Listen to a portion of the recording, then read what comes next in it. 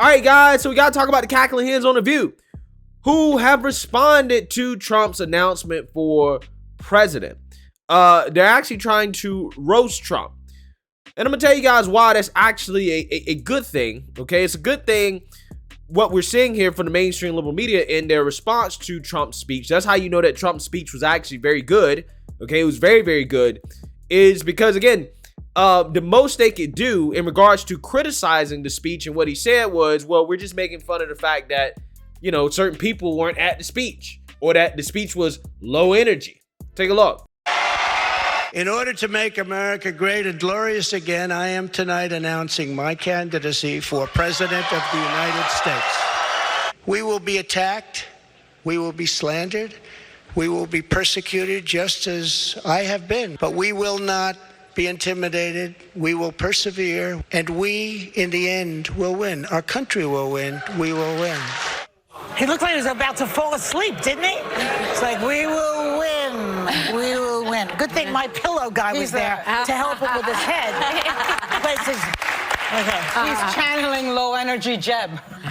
Yes, and he's kind of like a defeated Mussolini sort of guy, you know? Yeah. And by the way, the pillow guy was one of the bigger names in attendance. There were no GOP bigwigs there. The only one who was there was Madison Cawthorn, who's not even in office anymore. Yes. He showed up. It was so sad. My heart breaks for poor Donald. How about Ivanka not showing up? Oh, Ivanka. Yeah. Because that's his girl right there. That's his favorite. Yeah, he loves his girl. She was like, no thanks. I'm a private citizen now. I want to spend time with my family. Jared was in the audience but didn't get up and talk or anything. And Matt Gaetz, remember him? Is he still in office? Isn't he under indictment He's under an investigation, but he's still in office, I believe. Well, he couldn't make it because he said the weather was bad. So did Don Jr. But they checked the weather Don and Jr. it was didn't make it either? Don Jr. didn't make it either. Junior also. Yeah, the rats are jumping shit. Yeah, so if that's the gist of the criticism from the cackling hens on The View, along with the mainstream liberal media, including Fox News, who has basically just abandoned Trump, this is a great thing, right? This is a great, great, great thing. That means that Trump said everything right during the speech, and he didn't really say anything wrong that they could harp on, okay? Like, they're not out here talking about the so-called attack on democracy. They're not talking about how Trump seems so angry, which, again, by the way, you know, if Trump would have came out and been rah, rah, rah, 2020 election, again, they would have criticized him as he's mad. He's still mad. This is an attack on democracy, blah, blah, blah. So, again, no win here, okay? Calm, cool, collected Trump, low energy. Rah, rah, rah, Trump, 2020 election. He's an attack on democracy. He's old. He's angry. You know, again, can't win. Can't win. So, again, you know, when the line of attack is that, well, you know, his speech was boring, blah, blah, blah, it's a great thing. We're right back in the same situation we were in 2015 when Trump first announced. Fox News was against him. The mainstream liberal media against him. Everybody was against Trump, and that is when Trump thrives the best, is when his back is against the wall and everybody is against him, okay? So these cackling hens on The View, they happen to mention Matt Gaetz. And the investigation, that's not really an investigation anymore into Matt Gaetz, but they didn't mention that, okay? How prosecutors are not expected to charge Matt Gaetz in the whole sex trafficking thing. They forget to mention that. But they throw that out there as if, again, the guy is still under, like, a real investigation. That's just kind of not true. But that's not the only thing that The View has said lately that should be fact-checked and addressed. As Sunny Hostin, just a couple days ago, made the claim that the GOP is trying to ban young people from voting in response to young people in their turnout for the midterms. And I want to talk about this because this is the type of stuff that comes from the mainstream liberal media. And the fact that this type of stuff is never fact-checked, it really pisses me off because, again, this is how elections are swayed with disinformation. Take a look. But I will say this, just like the Latina saved the Senate, young voters saved this country. And we need to really understand that we are supposed to leave this world in a better place than we found it. When you look at the youth voter turnout in the 2022 midterms, they delivered key wins for the Democrats. Younger voters aged 18 to 29, which, by the way, now the Republicans want to raise the voting to age 28. Younger voters were the only voter group by age to overwhelmingly support Democrats in the midterms. 63% of voters voted for Democratic House candidates.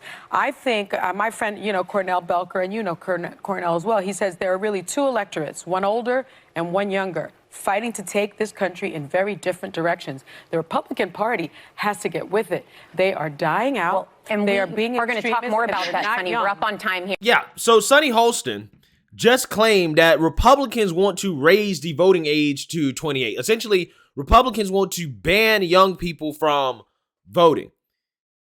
And nobody fact-checked her, right? Nobody said that's not true, which is supposed to be the role of the conservative host, the so-called conservative host on the show, Anna Navarro, and what's the other lady name? I forget her name. She's so irrelevant. Alyssa Farah, right? I think that's her name. They don't say anything. They don't say anything. Like that's actually a big deal. When you're reading out facts, and then you casually say, well, Republicans want to raise the age of voting to 28. I think it's a big deal to fact check that and say, no, that's actually not true. There's no Republicans in Congress that want to raise the voting age to 28. And that's an important distinction to make, because I know, like, I'm one of the people, right, that feel like, maybe we should raise the voting age. But it's not one of those things where I would ever come out here and advocate for that as an actual policy. I just say that out of the fact that I'm not this big believer in full democracy, okay? I don't think that full democracy is good. I don't think that everybody should vote. I think voting is a skill. This is why I'm not let's encourage everybody to vote, even though that probably will be what we have to do in 2024 in order to win. We need to just get everybody out there and say, hey, look, just vote Republican, right? Like Democrats do. Democrats just tell people, vote Democrat, vote blue no matter who. Right? We might have to do the same thing, but I'm just saying. Saying that Republicans want to ban people who are under the age of 28 from voting when there's no Republicans at all that have ever come out for that type of policy, not in Congress, that is effectively disinformation. That is disinformation. That is disinformation designed to stop young people or to keep young people from voting Republican. It's the same thing that Democrats did when it came to the abortion issue. Didn't matter if a Republican was for banning abortion or not.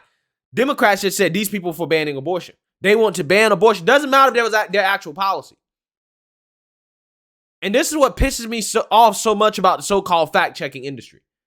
They don't bother to fact-check Democrats.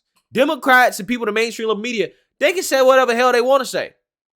Doesn't matter if it's true or not. They can make all types of claims about Republicans. They'll never get fact-checked. But if a Republican says something that may be somewhat controversial, okay, or that may be an alternative fact, whatever you want to call it, right, to the mainstream liberal narrative, they're right on top of it, right? They got to make sure they add context. They got to make sure that it is fact-checked. But people in the mainstream liberal media, they can just say whatever. They can make whatever false claims they want. That's actually a big deal. That's a really big deal. It is a big deal when somebody who's on a show that has millions of followers makes a false claim that Republicans want to raise the voting age to 28. Because if I'm a person that's below the age of 28, I hear that. If I hear that, I might say, well, why would I vote Republican? They want to ban me from voting. Again, it's just amazing to me what these people are allowed to get away with. They're just allowed to outright lie. Just lie and spread disinformation. And there's never any punishment. You should be, like at this point, these people have made so many mistakes. I don't understand how Sunny Hostin is not fired. She should be fired from that show. She compared white women to cockroaches. Right? She just made so many mistakes. I don't understand why is she still on the show. I don't understand. I don't get it. Anybody else at a normal job who does that badly, who routinely puts out false claims that need to be corrected, yeah, they would have been fired by now, right? They would have been fired. But apparently not her. It must be that gender and black privilege, right? That woman of color privilege.